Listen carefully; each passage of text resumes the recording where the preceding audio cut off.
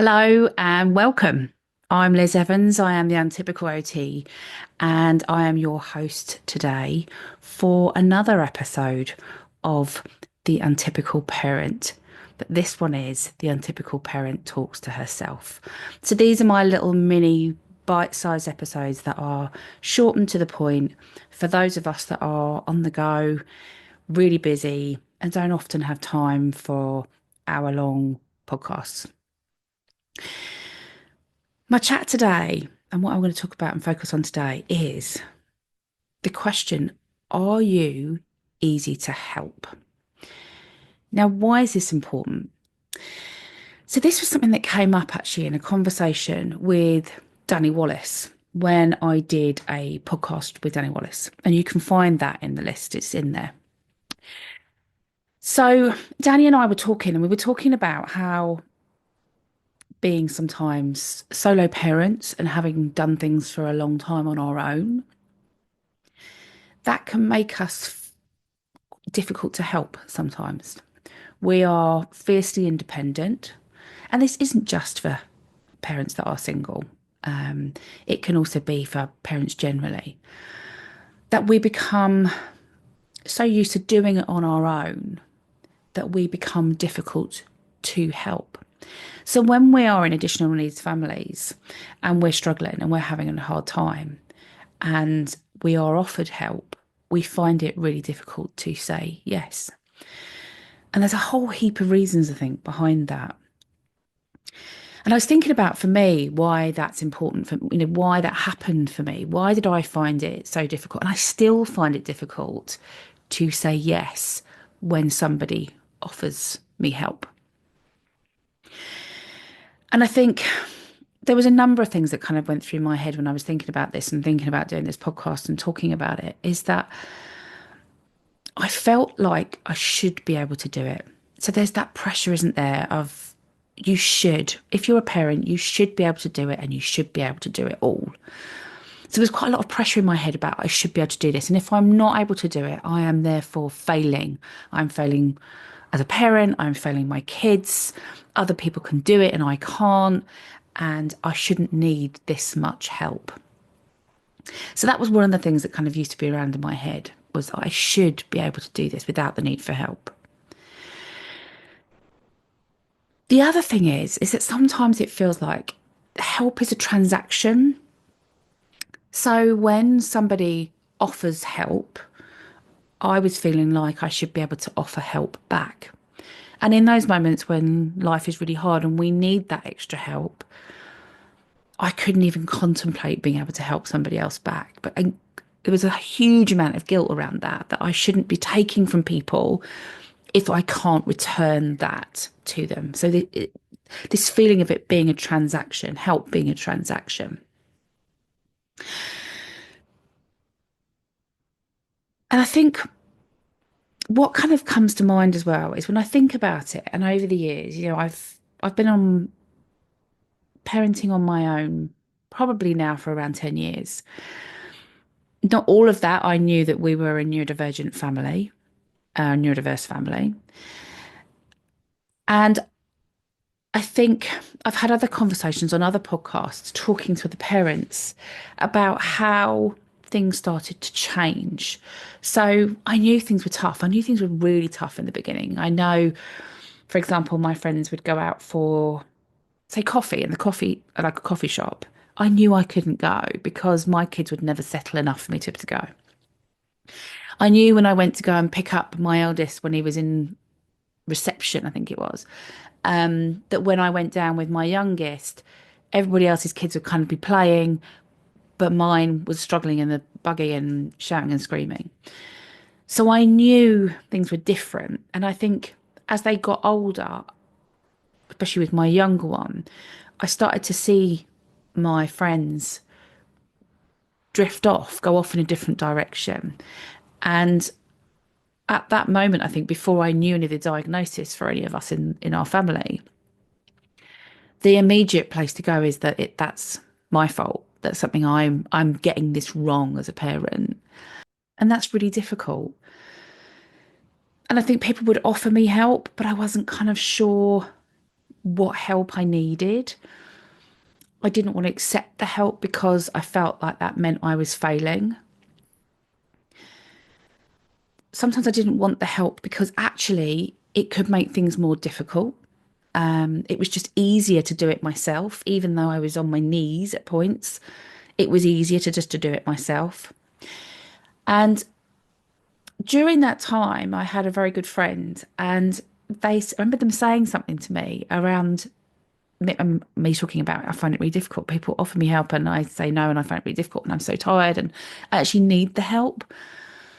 And she said to me, sometimes you need to let people help. And I thought, what do you mean I need to let people help? And I remember thinking, of course, I would let people help. But actually, I wasn't letting people help. I wasn't letting them in. I was keeping everyone at a distance. I was out to prove that I could do it all on my own and that I didn't need any help. And did that contribute towards my burnout along the way? Very possibly, I think, actually, that I was so hell bent on being able to do this on my own and that my job as a parent is to do it on my own, that I was so stuck in that I couldn't let anybody in to help. And then what you find is that when we keep saying no, is people stop asking. And that's really hard too. I remember feeling nobody ever offers me any help. Nobody ever asks if I want any help. But actually, when I look back now, those people had been offering, they had been asking and saying, let me help, let me do this, let me do that. And I was going, no, no, no, I'll do it all on my own. So eventually, those people stop asking because they feel like you don't want it. And when I talked to Danny Wallace, I remember Danny talking about the fact that she will say no to people offering her help or offering it, inviting her out or those kind of things. But she follows it up with this time that don't stop asking me because there will be a time when I'll say yes, but right now I can't. And I think that was really important. I really remember thinking, actually, I don't think I've ever kind of followed it up with that. If I say no, I'll find an excuse to say no, but I don't follow it up with, but don't stop asking me and get kind of almost allowing people to still help me. And I think it's a really important thing to be able to let people help us. And the bit that I get stuck with the most, the bit that I find the hardest, is that I worry people will think I'm taking advantage, that they are offering to help when they don't really want to, and that they might offer that help, but then think, oh God, I wish she hadn't said yes. They're just doing it because they feel like they should do. And then they're offering help but they don't really know what to do. And if they do come and help, it's going to make things worse. Actually, it's just easy if I get on with it and do it myself. And nobody else can do it like I can. And that sounds a bit big-headed, doesn't it? No one can do it as well as me. And I don't mean it in that way. I think, especially when we're in additional needs families, I think our lives can be quite tricky and chaotic and our families. We've often got structures and routines that work for us.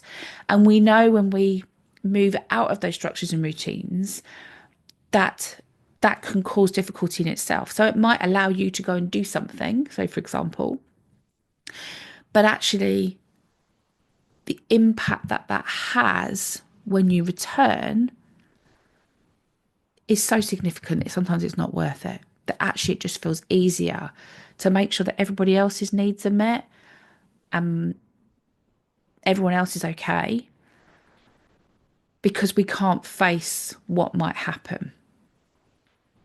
So I was thinking about this are you easy to help? And what I kind of wanted to do was put it out as a question to people. And if we're in those moments when we're having tricky times or we're feeling quite isolated or we're feeling quite on our own, and it's not always an easy reflection, are you easy to help? And it might just be worth thinking about. Do I say no a lot? Do I just get on with it because sometimes it's just easier for me to do it? Do I not trust other people to do the things that would be helpful to me? Do I think they won't do it as well? And sometimes it's that good enough, isn't it? Is it good enough? And I think I had to come to the realization, and I've come to that realization slowly, and I've had to have these conversations with the people that offer help, is that we have an agreement now. The people that offer me help, we have an agreement. I won't always say yes. Even sometimes when I'm desperate, I won't always say yes. But what I do have is an agreement with them now. And that agreement is I have to truly believe that they will say no or they won't offer something that they don't truly mean. Now, that might come from a whole heap of things in my background and growing up and all that kind of stuff. Who knows? Who knows where that comes from? I'm sure somebody would have a field day with it. But there's something in me that feels that people will offer things and not mean it and regret it or be resentful of it afterwards. And I have this feeling that I don't want to impose on other people. So I find it very difficult. I don't want people to think, oh, she took advantage of that. And she never gives anything back. So I have this agreement now, and it's only with a couple of people, and I still don't find it easy to say yes to a lot of people. There's a small pocket of people that I feel I can say yes to. But I have to be really, really secure in the fact that I know that they will say no. So if I ask for the help, which is sometimes even harder than the accepting the help, maybe I need to put a pin in that one and come back to that one in a second. That when someone offers me the help, I know that that offer of help is a true offer of help. And how do you get that? How do you know that? And I think that comes down to the relationship with the person and maybe being able to have those conversations. I really want to be able to say yes, but this is what I worry about. And we need to find a way that I know that when you offer, it is a true offer and it is not an offer that you think, I feel a bit guilty and I should help her out. Because that's what I kind of feel like. Is people kind of go, oh, she's having a tough time. Maybe I should just offer to help. So it is about having those open conversations with those safe people. And like I talk about in lots of other stuff and other podcasts and all my trainings that I do is finding those safe people, finding those people that you can have those conversations with, that when they offer you help, how can you say yes? How can you make it okay to say yes? How can you make it more comfortable to say yes? And then I suppose what's really interesting was what I just touched on there a minute ago was how do you ask for help? Are you any good at that? And I am rubbish at asking for help. A lot of the time, again, I just think that I can do it by myself and it's just quicker and it's easier and the fallout is too big. So actually, if I just do it myself, it's just easier. I'm not going to ask for help.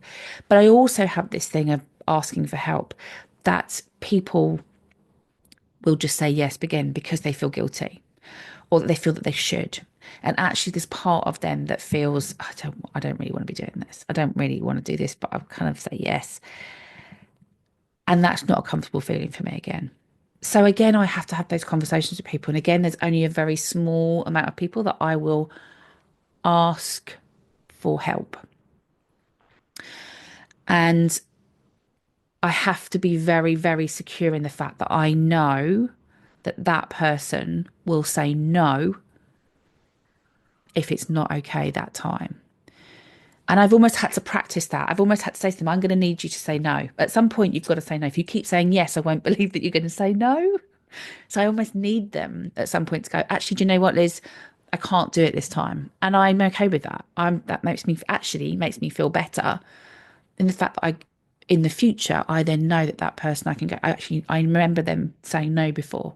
And that makes it easier for me to ask for help. So there's those couple of things around, there's that, are you easy to help? And can you ask for help? Because let's face it, when we're in the families that we are in, that there are additional needs, and wherever those additional needs might be, that might be in our kids, it might be in ourselves, it might be in everybody. I think at all points, all parents, even parents that are in neurotypical, non-additional needs families, at some points in our lives, we will all need help in our parenting journey. And I often harp on and talk about, finding your backup team. And when we go back, when we look back to our ancestors, we we lived in, communes, we lived in communities where there were generations of families, where the sharing of the childcare was shared across generations, across family members, across sisters and brothers and siblings. It was never, and like I talk about again, we were never meant to do it alone. And we've become so isolated as parents. We're behind closed doors. We've got this facade of we're managing and we're perfect and we're doing everything right and we're aspiring to be this perfect parent. And in the days gone by, there were family and elders and support systems and siblings and other brothers and sisters that were around to support in that parenting journey. And I often talk about, parents not just being birth parents, it's carers, it's grandparents, it's aunts and uncles, it's relatives, it's friends of the family, are all part of parenting and supporting that child to become a well-rounded, functioning human being in society that can manage the ups and downs and stresses. We never can create a life for our kids where they don't ever get stressed, ever, because that's not real life. But we do know that when we've got kids with additional needs, that that's harder living in the world that we do, that's built for neurotypicals. It's more difficult for those kids and us as adults. We're gonna get more stressed more easily. Our anxiety, our overwhelm is going to be more triggered more easily. So it's difficult. It can be really difficult. And I suppose what I'm asking is whether you have that fit that put that question to yourself. Am I easy to help? And can I ask for help? And who do I ask for help? And sometimes it doesn't even have to be family members. Sometimes it can be by help. It doesn't actually mean physically somebody coming in and doing something. Sometimes asking for help is, I need to chat with somebody. I just need to talk about it. I just need to let somebody else know what I'm going through. That can be a form of help. So it doesn't have to, we often think of help as being this very practical term that people will come in and they might do cooking or cleaning and looking after the kids and all that kind of stuff. But actually, help can be lots of different things. And that's dependent on you and what you find helpful. So I had a little think. So I was thinking, well, what are the kind of top three things that will allow other people in? Because sometimes people that love us, people that are friends with us, they want to be able to help. And it's really difficult when they can't, when they're watching you find things difficult. They don't know how to offer help, or we keep saying no. So it's having to think about, how do I know what would help me? So I might not want people to come around and say, oh, you go out for the day, I'll look after the kids. And you're thinking, yeah, right, that's never going to happen. Or if I do, the fallout will be ginormous right at this moment. So do you know what helps you? Do you know? And it might be things like, someone offers to come around and look after the kids, and you might say, babe, to them, not right now, but you know what, I'd love. And then you could tell them what it is. And it might be, if you're doing a dinner for your family, could you double up? I'd love just not to have to cook one night. Um, it could be, no, but I'd really love it if you came around just for a cup of tea and we had a chat about something that they've done. They don't have to come around and talk about all the worries and the problems and the difficulties and the trying to fix everything, but actually just having a chat about something they've done. Because sometimes it's quite nice to know what's happening in other people's lives, and not that they come around and go, oh, look, we're so amazing, everything's perfect. Not that. I don't mean that. But sometimes it's just nice to know.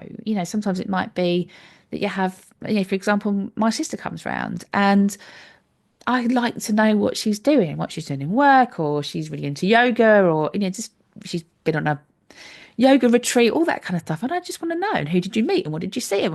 Because it gives me time out from thinking about what I'm finding difficult. And that helps. that helps me. So, is there something that you could suggest to the person would be helpful to you? The other thing is to start to think about whether we can reframe that need for help. So that need for help is about, could we reframe that to it's a connection. To let somebody help you strengthens a connection with you and that other person. And not view it as a weakness, not view it that we're failing or we're doing something wrong or that we're somehow less of a parent, but actually that it is a connection and it's something that we need, and it will better that friendship or that relationship is by letting somebody actually help you and saying, yes, thank you. Yes, thank you. Yes, please. Thank you very much. And I often get reminded that by my partner, and he's very generous, and I often worry that, it's too much. But sometimes he has to remind me to say, let's just say thank you very much. And I have to say, yes, I don't have to. But what I mean by that is that I think actually that would be really nice.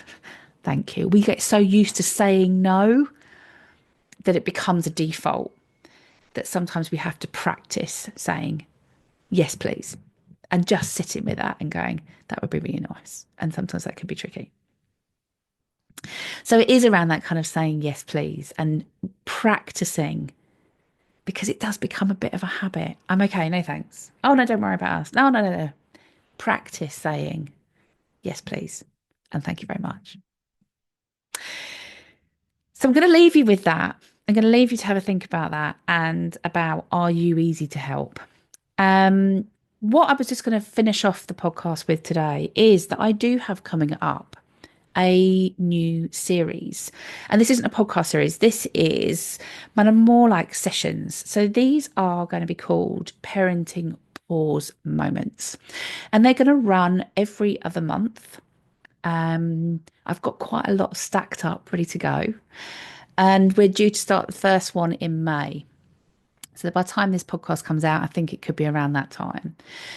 And what they are, like I've talked about in the previous podcast, is that we can't always stop, but we can take a pause, and we should take a pause. And what I'm doing is trying to create these little kind of bite-sized sessions for parents to come, and there's no demand, there's no homework, but it's to come and see if there's something little, or it might be big, that you can put in place to make life easier for us as parents.